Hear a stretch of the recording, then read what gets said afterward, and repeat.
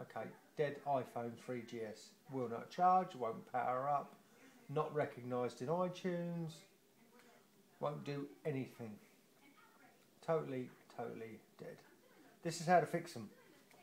To give it a boost and a release of life. Undo the 2 screws at the bottom of the phone. 2 screws out.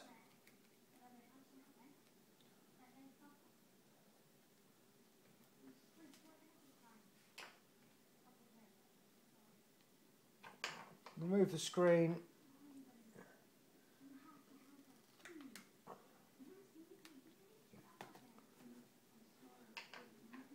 Undo the 2 ribbons.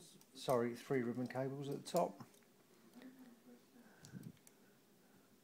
Pretty standard stuff. If you need to know how to do this, there's videos on it. Okay, the insides of the iPhone. When it's plugged back in, just to show the power is going to it. There's the iPhone plugged in, not showing up on iTunes. Got my multimeter here, my voltmeter. It's an automatic range. If I probe here, try and get the camera in close enough, just touch anywhere on an earth, the shielding's fine. These are the 2 input fuses. If you can show the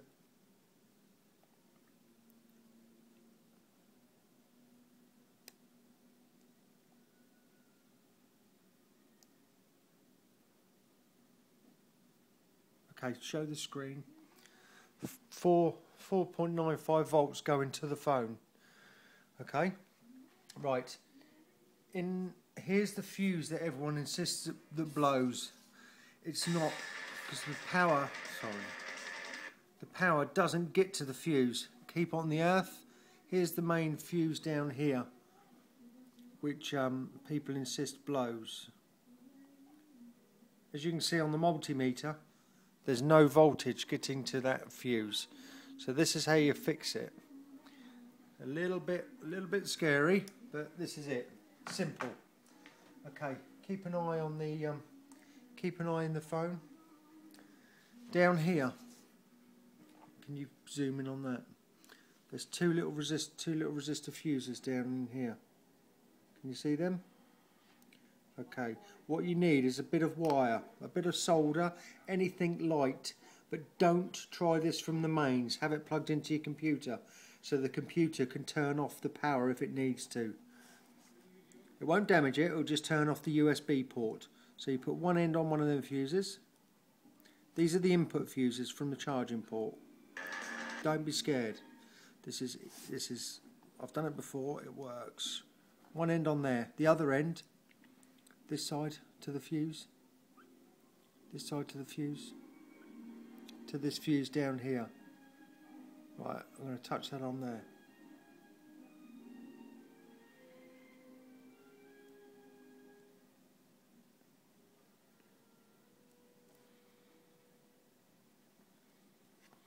Okay, just check that now, because it won't do anything until it's booted. Obviously it's not recognised in iTunes still.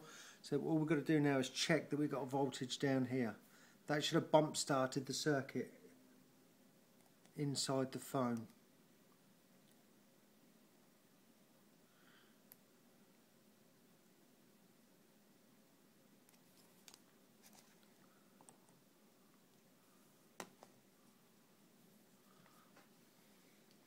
I don't think the solder was on properly, it didn't work that time. Let's just try it one more time. To the fuse. There we go. Right, if you look at the warning screen, it's worked.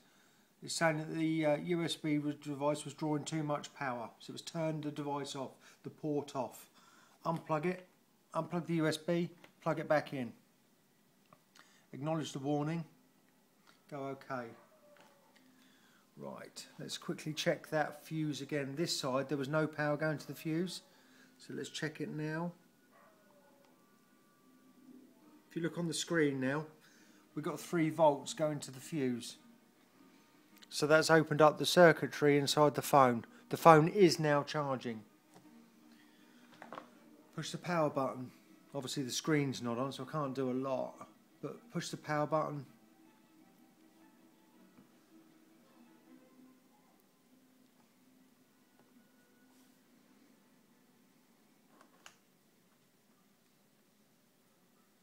The phone will take a while to boot because the battery has been flat, but that is working now, that is charging. Okay, just give it a couple of seconds. Give it a couple of seconds to, obviously the little red dashes will be appearing on the screen if it was plugged in now to indicate the battery's flat. Let's just plug the screen back in real quick.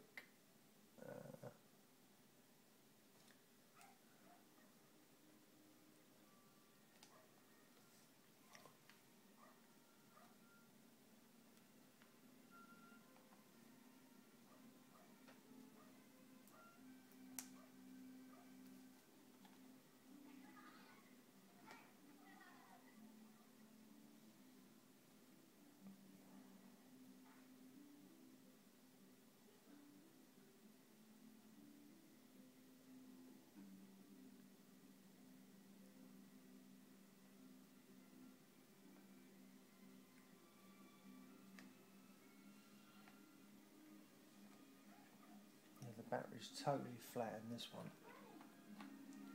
Unplug it, plug it back in.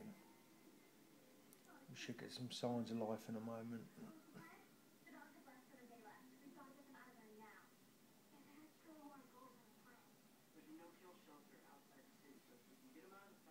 There we go. It's now charging. Hope you can see that, guys. Yeah, we now got a charge indicator. The battery is very flat, but it is charging. Give that a while to charge up. The phone will work and function as normal, but warning, do not let it discharge totally because you'll have to do the same process again.